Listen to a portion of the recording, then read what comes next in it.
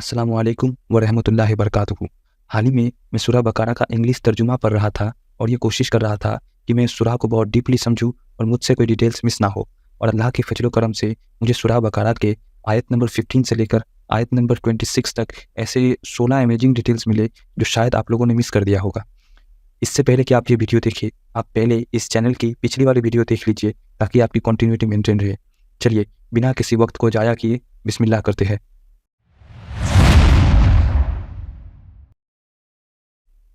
आयत नंबर 17 से आयत नंबर 20 में अल्लाह सुब्हानो तआला ने मुनाफिकों की सिचुएशन के बारे में समझाया है।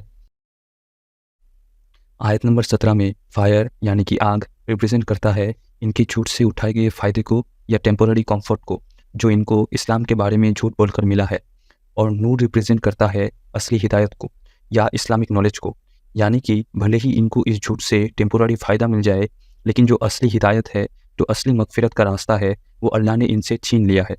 डार्कनेस रिप्रेजेंट करता है गुमराही को, अल्लाह ने इनको गुमराही में रखा है। आयत नंबर 19 में अल्लाह ने मुनाफिकों को भी काफिर या डिसबिलीवर्स बुलाए हैं, क्योंकि मुनाफिक भी एक तरह का काफिर है, बस डिफरेंस ये है कि ये दीन के मामले में झूठ बोलते हैं कि ये ईमान ले आए हैं। आयत नंबर 19 में स्टॉर्म रिप्रेजेंट करता है कुरान और हिदायत को, डार्कनेस रिप्रेजेंट करता है गुमराही को, थंडर और लाइटनिंग रिप्रेजेंट करता है वार्निंग्स और अल्लाह के हुक्म को, यानी कि ये लोग गुमराही में है, लेकिन जब इन तक कुरान से हिदायत पहुंच रही है या अल्लाह के वार्निंग्स या अल्लाह के हुक्म इन तक पहुंच रहा है तब वो कानों में उंगली डाल लेते हैं, यानी कि ये सब सुनने को राजी नहीं है। इन ड्रेड ऑफ डेथ का मतलब है कि ये डर रहे हैं सच्चाई, जजमेंट और अल्लाह के आजाब से, लेकिन इन डर के बावजूद अल्लाह के करीब आने की जगह ये अल्लाह से दूर भागते हैं, लेकिन ये कभी भी अल्लाह के इल्म और कंट्रोल से बाहर नहीं जा सकते। आयत नंबर 20 में अल्लाह कहते हैं कि हिदायत की रोशनी इतनी पावरफुल है इनके लिए कि ये इस रोशनी में ऑलमोस्ट अंधे हो जाते हैं, यानी कि सच इनके लिए एक्सेप्टेबल नहीं होता। Whenever it lights the way for them they walk in it. काफ़ी सारे स्कॉलर्स के हिसाब से मुनाफिकों के दिलों में कभी कभी टेम्पोररी हिदायत आती है और वो कुछ देर अल्लाह के हिदायत पे चलते हैं, लेकिन गुमराही फिर से इन पर हावी हो जाता है और वो हिदायत वाले रास्ते में चलने से रुक जाते हैं।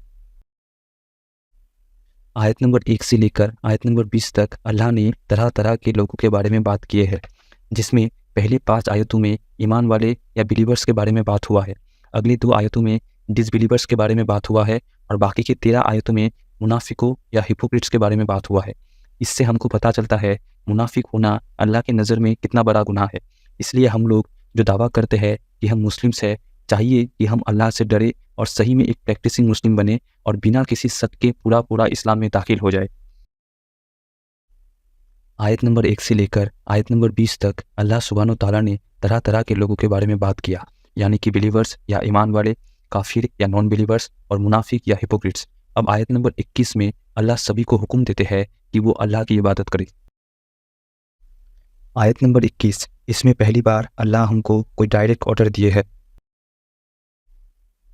आयत नंबर 21 में अल्लाह हमको हुक्म करते हैं कि हम अल्लाह की इबादत करें, और आयत नंबर 22 में अल्लाह हमको बताते हैं कि क्यों अल्लाह वर्दी ऑफ वर्शिप है, यानी कि इबादत के काबिल है। लेकिन ये मेरा डिटेल नहीं है। इस आयत में सबसे ज़्यादा इंपॉर्टेंट मुझको लगता है कि जब अल्लाह कहते हैं किसी को भी उनके बराबर का दर्जा ना दिया जाए, जो इस्लाम का एसेंस है और एक तरह से एक्सप्लेनेशन है कलमा का फर्स्ट पार्ट ला इलाहा इल्लल्लाह का। अल्लाह सुब्हानो तआला आयत नंबर 23 में उन लोगों को चैलेंज करते हैं जो ये शक करते हैं कि ये अल्लाह का किताब नहीं है, कि वो और उनके सपोर्टर्स कम से कम एक सूरा या चैप्टर कुरान की तरह लिख के लाए। काफ़ी लोग इस चैलेंज को गलत समझते हैं।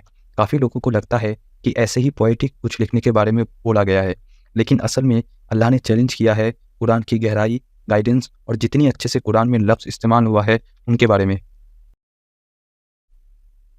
कुरैश ट्राइब में ऐसे लोग थे जो प्रॉफिट से और इस्लाम से बहुत नफरत करते थे।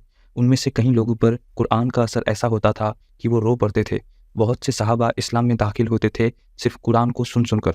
ऐसे ही उमर इब्न खत्ताब रज़ी अल्लाह तआला अन्हु और हजरत फ़ातिमा रज़ी अल्लाह तआला अन्हु जैसे कई सारे शख्सियत सिर्फ कुरान सुन सुन के ईमान ले आए थे, और ऐसे ही आज भी बहुत सारे लोग कुरान पढ़ पढ़ के और सुन सुन के इस्लाम में दाखिल होते हैं।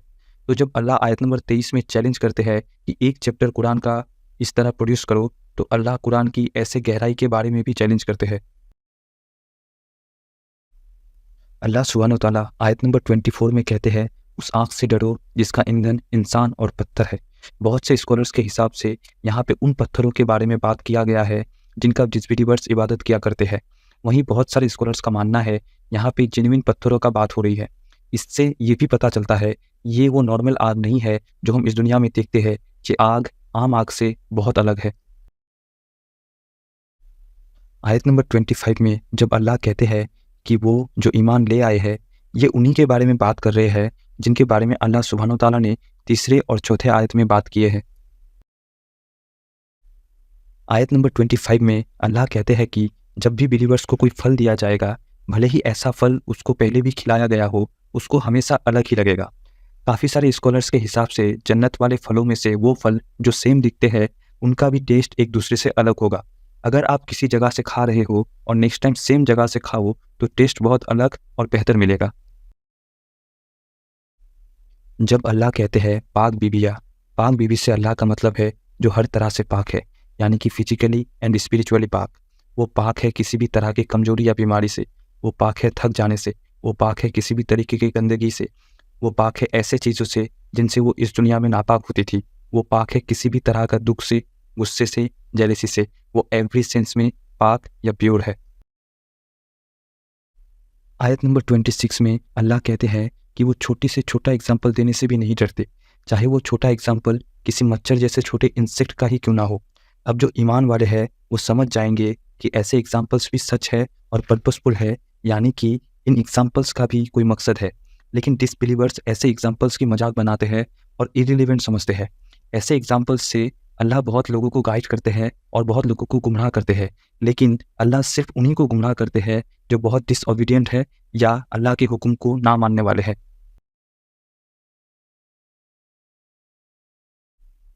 آج کے لیے بس اتنا ہی۔ اگر آپ کو یہ ویڈیو اچھا لگا تو ویڈیو کو لائک کرے، اگر آپ میرے ویڈیوز پہ انٹرسٹڈ ہے تو چینل کو سبسکرائب کر کے بیل آئیکن دبائے، اور اگر آپ کے پاس کوئی الگ ڈیٹیلس ہے یا میرے ویڈیو میں کوئی مسٹیک ہے تو کمنٹ سیکشن میں ضرور بتائے۔ السلام علیکم ورحمۃ اللہ وبرکاتہ۔